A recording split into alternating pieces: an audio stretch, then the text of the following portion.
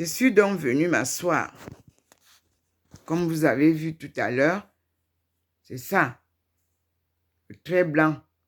Deux traits blancs. Deux lumières blanches tracées derrière moi. Donc, il faut que je m'asseye bien là.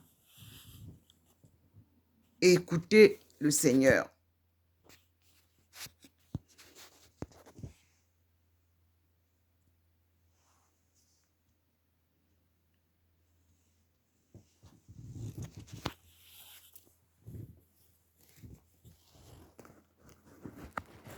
Merci Seigneur. Voilà les traits que je vous montre. Après la cuisine, le Seigneur a posé ses traits. Là, il y a le bananier. Et là, il y a le petit cadre de photo. Il a illuminé fortement ici.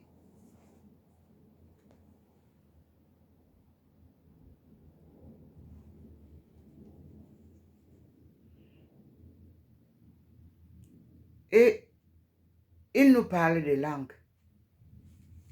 Dans le livre de Traité de missiologie pratique, le répertoire africain, les langues sont importantes. À la page 37, il nous dit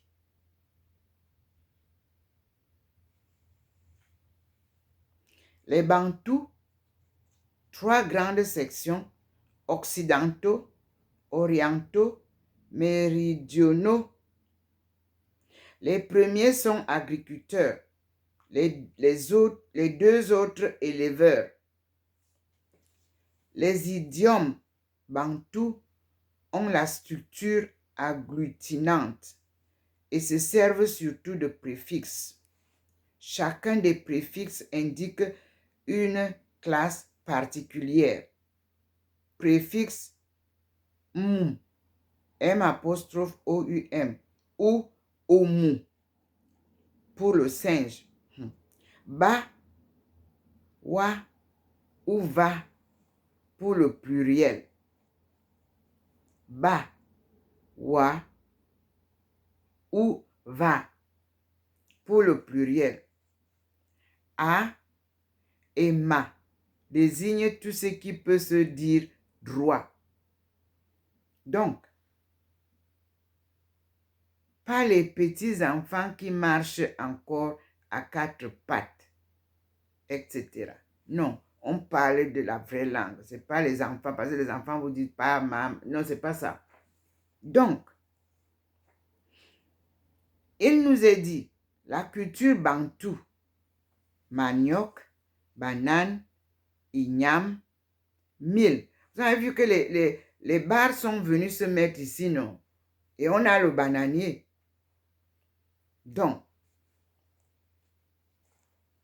il nous dit 15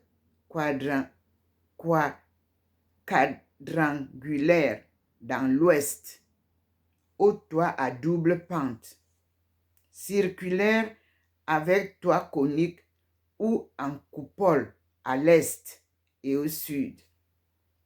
Arme favorite, l'arc pour les occidentaux, pour les autres, la lance ou la sagaie, bouclier en bois, fibre ou peau, vêtements en écorce battue ou en fibre à l'ouest, en cuir et en peau dans l'est. Le groupe occidental comprend une foule de tribus, Douala, Fang, Bakuni, Bakongo, Bateke, Balunda, Baluba, etc. Le groupe oriental est pénétré par les Arabes et les Swahili. Et le Swahili est en passe de devenir lingua franca de toute la région côtière et de l'est du côté des Grands Lacs. Dans le groupe méridional, 3 subdivisions. Groupe des Sosa, Pondo, Tembus, Zulu et Bechuana, comprenant les Basuto et les Bakalari, et les Herero à l'ouest. Les autochtones et les Bushmen. Les autochtones de leur vrai nom, Nama, et les Bushmen, San, sont tous deux de race Bushman, mais avec de sensibles différences. Les Bushman sont chasseurs, les autochtones pasteurs nomades. Les autochtones, pasteurs nomades. À noter les fameux clics de leur langue qui ont passé dans le Zoulou, un dans le Sesotho. Puis, on a les Malgaches. Les Malgaches, au point de vue ethnique, les tribus malgaches comprennent le groupe malais du type des Houva et les groupes négroïdes des 16 ou 18 autres tribus. Quelques Makwa, nettement africains, importés comme esclaves, des infiltrations arabes sur la côte et le nord-est. Voyons maintenant les Négriciens. Avant d'aller aux Négriciens, qu'est-ce qu'il nous dit ici? Il me fait retourner. On dit que le groupement africain d'après Denis Kerr comporte le groupe arabo-berbère ou sémito-chamite. Le groupe comprend une foule de populations très diverses parlant ou l'arabe, langue sémitique, ou le berbère, langue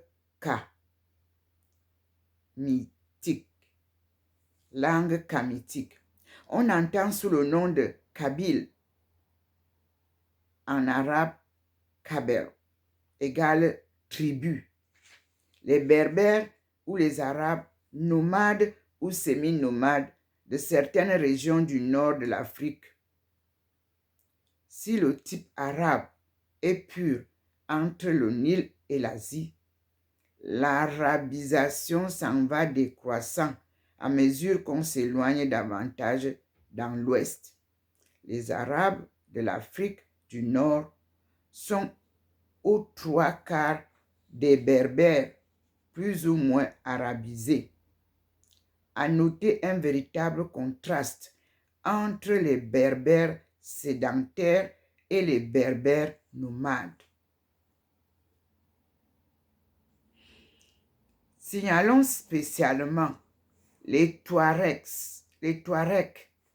berbères nomades divisés en deux classes, nobles et vassaux. Les Bédouins d'Égypte divisés en nombreuses tribus. Les Maures, M-A-U-R-E-S, nomades ou sédentaires du Sahara occidental, c'est-à-dire berbères ou éthiopiens, plus ou moins croisés de nègres, divisés en marabouts éleveurs ou commerçants et en guerriers vivants de pillage. Les Feulas qui constituent les 3/4 de la population de l'Égypte, descendants métissés des anciens Égyptiens. Les Coptes, enfin, qui se distinguent peu des Feulas. Deuxièmement, Éthiopiens ou Couchito, Chamites, appelés aussi Nubiens, parlant une langue chamatique et occupant le littoral de la mer Rouge. On peut distinguer parmi eux les Nubiens, tribu semi-nomade des Béja, Hadengdoa, Hamran, Halenga, etc., s'échelonnant entre la mer Rouge et le Nil. Coiffure très spéciale, ustensiles en pierre, lances et boucliers ronds. Puis, les barabras,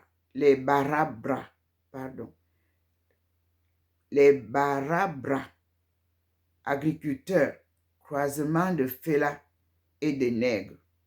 Des Éthiopiens sémitisés. Aussi, quelques groupes parlant arabe, comme les Kabab, les Abourouf, etc. Et d'autres groupes à langue spéciale, Amharinga, Tingrega, habitants du nord et de l'est de l'Abyssinie. Entre parenthèses, le terme abyssin n'a qu'une signification politique. C'est une corruption du mot abéchamassis, donné par mépris par les Arabes au groupement resté chrétien. Puis les Galas et les Somalis. Ces derniers ne sont guère que des Galas mélangés avec les Arabes. Caractéristiques des Éthiopiens: taille élevée, tête allongée, teint brun avec reflets rougeâtres, visage ovale, cheveux frisés, nez droit et fin, membres bien musclés, une belle race. Maintenant, les Fulasande, mélange des Éthiopiens avec les Nigritiens. Ils occupent de l'est à l'ouest de l'Afrique une longue bande large de 4-5 degrés. On peut les partager en groupes oriental et groupes occidental.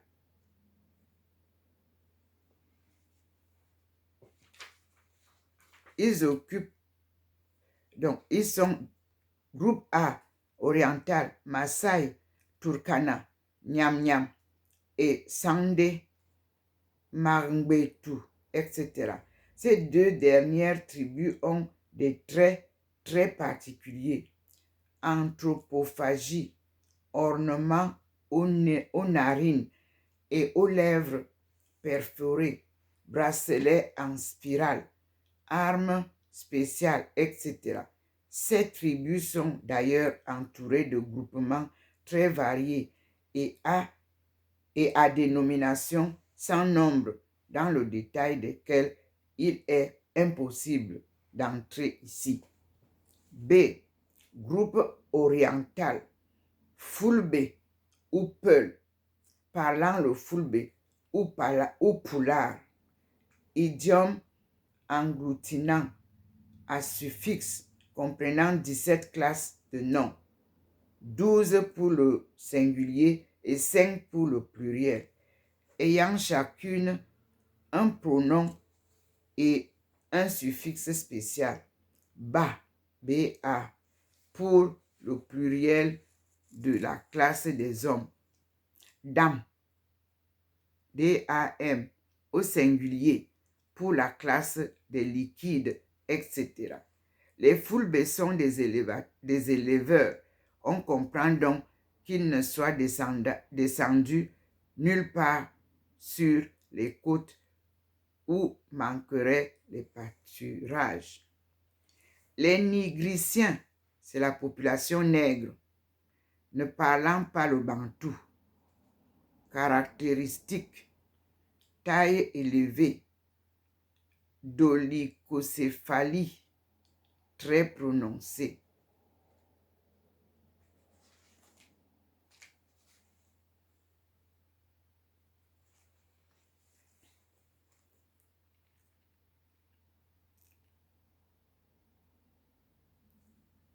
Très prononcée, peau noire, cheveux crépus, front bombé, prognatisme.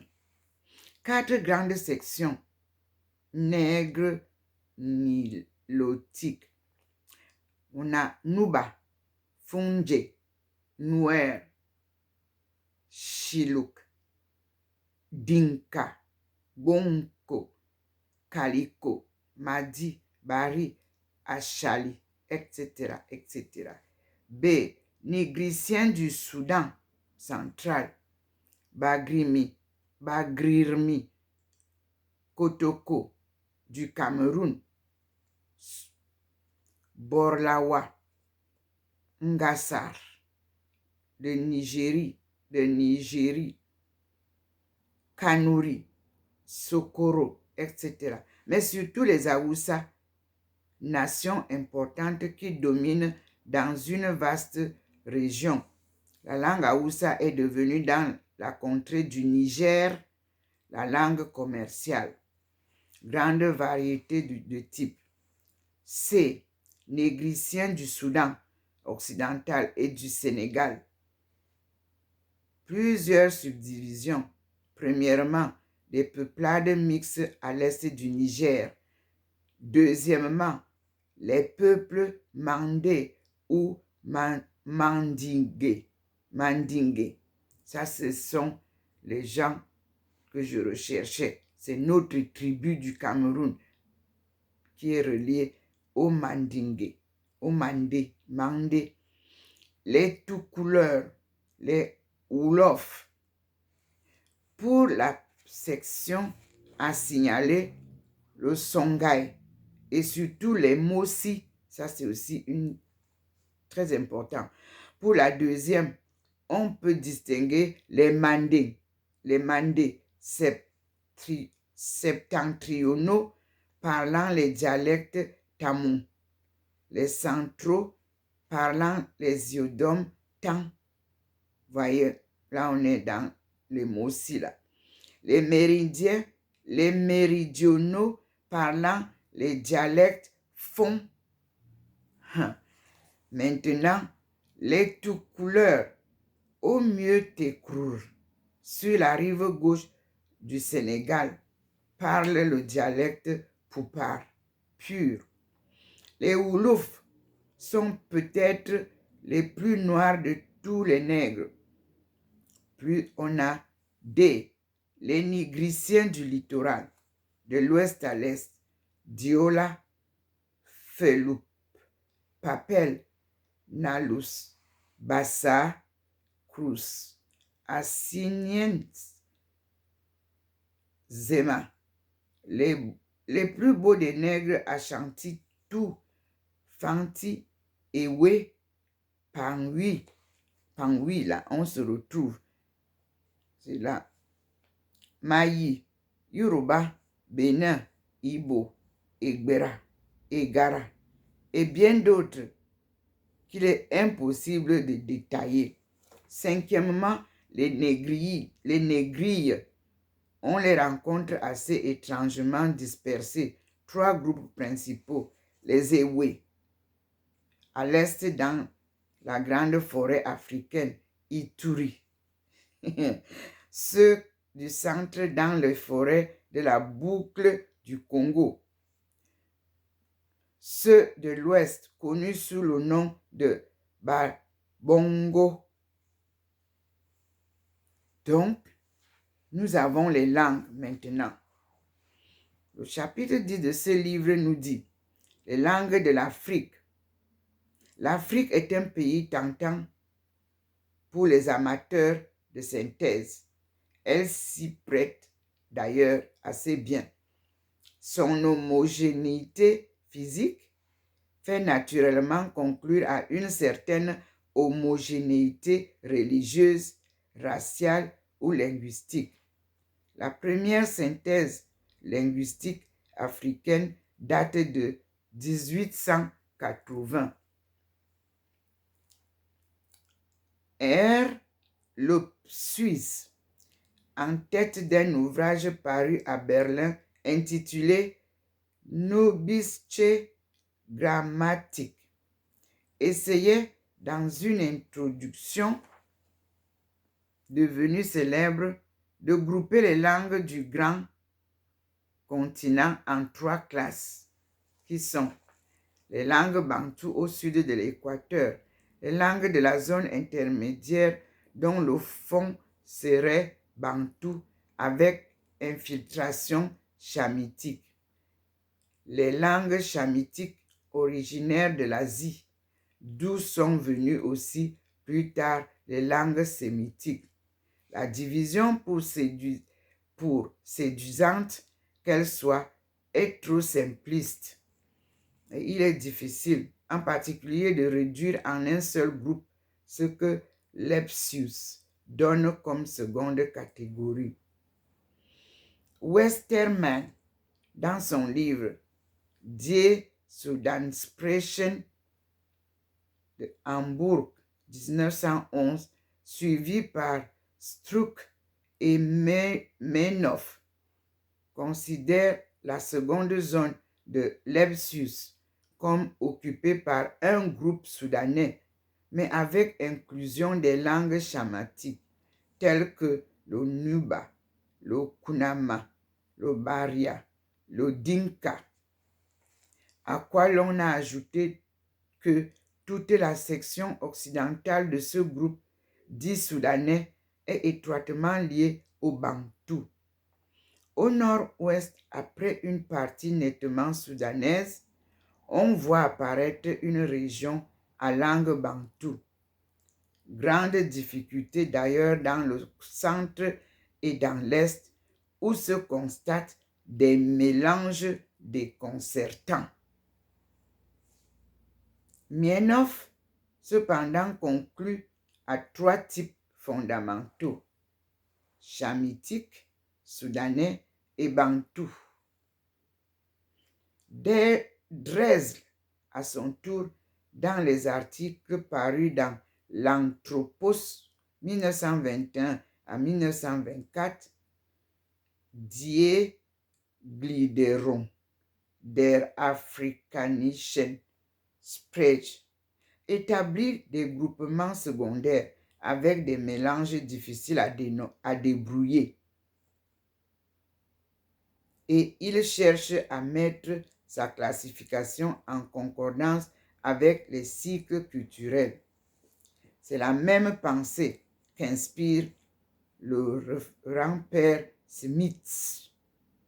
Donc voici les divisions beaucoup plus analytiques. Dans son grand travail Die Sprachfamilien und Sprechenkreis der RD, entre parenthèses, Heidelberg en 1926, il distingue 9 groupes qui sont le groupe Coin, comprenant Bushman, autochtones et Sadawi, le grand groupe Bantou, occupant toute une immense région centrale de l'Afrique, le groupe Woulé, hommes dans la région équatoriale, le groupe des Ngonke, mot formé artificiellement des terminations de Wandingo et Soninke. 5. Le groupe des Manfu, nom artificiel formé d'un préfixe et d'un suffixe de pluriel de noms et personnes, comprenant les Krou, les Egbu, les Adamois de la région guinéenne, le groupe Kanouri de la région du lac Tchad, le groupe nilotique, le groupe bantouide avec 2 divisions, une occidentale et une orientale, Kordofan, dans la région soudanaise, le groupe Haoussa généralement considéré comme chamatique. Trombeti revenant à la synthèse réduit à 2 groupes fondamentaux toutes ces divisions. Elementi di glottogruppe chamito-sémitique. Elementi glottologio Bologne, 1923. Un groupe bantou soudanais et un groupe chamito-sémitique. tout en observant que la ligne de démarcation du centre manque nécessairement de netteté à cause des infiltrations réciproques entre les deux groupes, toujours en somme. La même difficulté pour ce centre embrouillé. 2.